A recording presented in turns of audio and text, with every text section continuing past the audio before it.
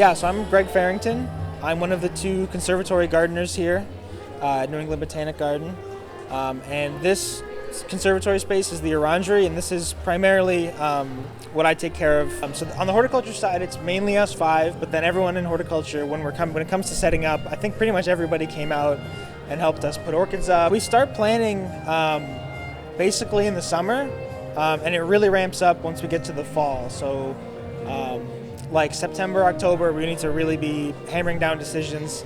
A lot of it, honestly, it's mostly like we try to decide pretty early on what the structures are going to be, and then we can kind of plan for, we know we're going to put moss on it, we know we're going to put, estimate how many orchids are going to go on it, but then a lot of it comes down to once it's built and it's in place, how does it look? I would say it takes maybe 2 hours to just do the lights. Then putting the rings and the orchids on isn't too hard. That goes pretty quickly. We're able to put 4-inch and 6-inch pots with orchids in them. Sometimes you have to tie them with a little bit of fishing line because some of these ones are really top heavy, and they usually stay in the pots that they came in when we get them. But we just fit them into these larger terracotta pots and put a little bit of preserved moss in there just to make it look nice. And yeah, I'd say maybe 3 hours for each one, mostly for the lights. It's basically a full year of planning, and we use a cross-departmental approach where our horticulture team is heavily involved in the plant display, but our education and exhibitions team is doing the art add-ons and thinking about the educational components and the interpretation and all of those kind of things. So we can actually be teaching people about orchids as well as showing them a beautiful display. And this year we wanted to take still an artistic approach, but also blend in a big scientific message. So we're focusing on orchids and their pollinators. So we have a few of these big containers that have a smaller container sleeved in with a bunch of orchids planted in. And then this is Spanish moss. So we have a lot of Spanish moss around here. It looks really pretty. It complements the orchids that have sort of those dangling roots. I think it looks really well, or goes really well with those, and kind of helps to hide some of the mechanics as well.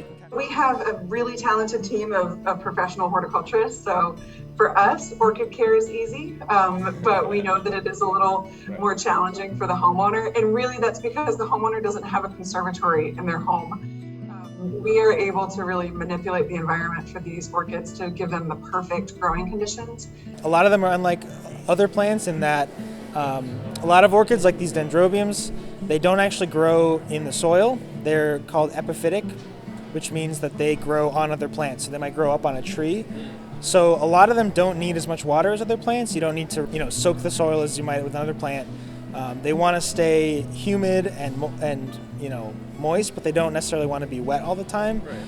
So they can pretty easily be underwatered or overwatered. So they're a really tricky plant, and they want sun, but not too much sun. They might get burned that way. So the ice cube method. Yeah, don't do that. I have no idea where that came from.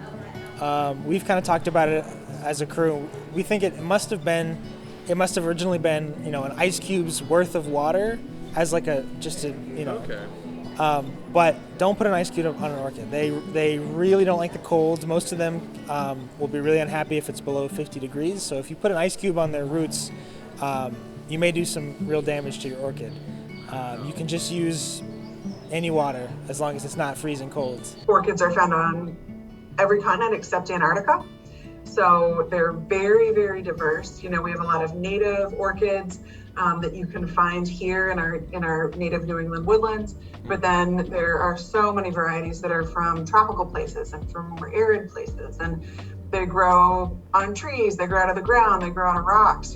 There's just so much diversity in the orchid family that it's one of those plant families that you'll never know everything about. There's always something to learn and always something new to see. There's definitely moments of like, why orchids? Like, why are orchids the thing that everybody wants to come and see? And there's just a huge culture around orchids. Like, people love to, there's a lot of hybridization. So a lot of people have crossbred to make, thousands, I'm sure, of different varieties. You don't have to be a botanist.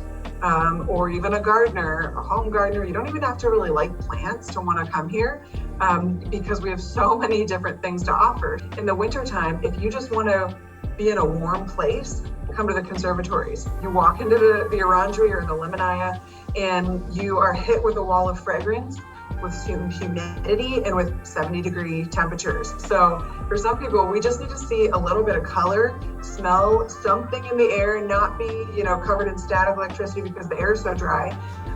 So it's just an experience that is gonna help you get through winter. I'd love to see more people come out to visit us. The weekends can get pretty crowded, so come visit us during the week. It's a really great opportunity to come and kind of have the garden to yourself in some ways.